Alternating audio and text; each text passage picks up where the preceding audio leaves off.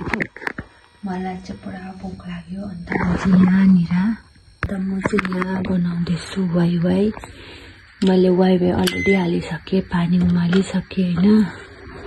अन्त यहाँ चाहिँ म वाइवाईको झोल बनाउँदैछु अनि पानी पनि तताइसकेँ हो।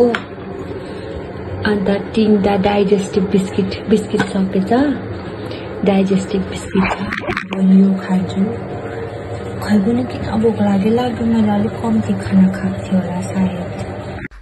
अब यहाँ चाहिँ बोल निकालौँ। यो चाहिँ मेरो फाल्टै किचन हो जसमा कि हामी केटाकेटीले पाउँछ अलग्गै किचन। मेरो चाहिँ वाइवाईको झोल पाकिसकेको छ। पहिला चाहिँ म बिस्किट र तातो पानी पिउँछु, उसके बाद त्यो वाइवाईको झोल खान्छु। साथीहरु खाएको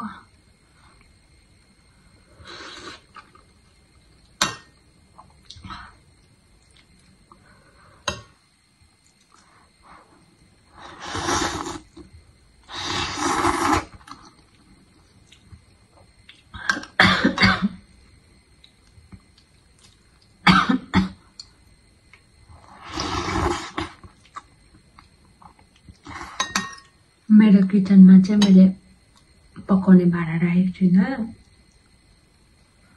खाली यस्तो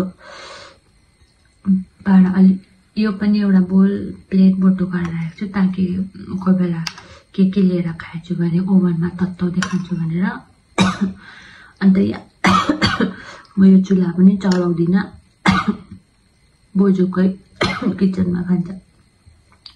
त्यही भएर चाहिँ मैले पानी तताउने कित्लीमा चाहिँ वाइवाई बनाएर खाएको।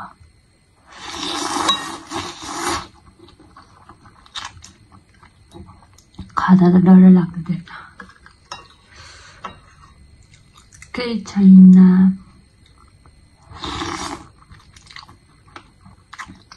भोलि त म सेलरोटी बनाउँछु। झिजो बाँसरी खान्छ।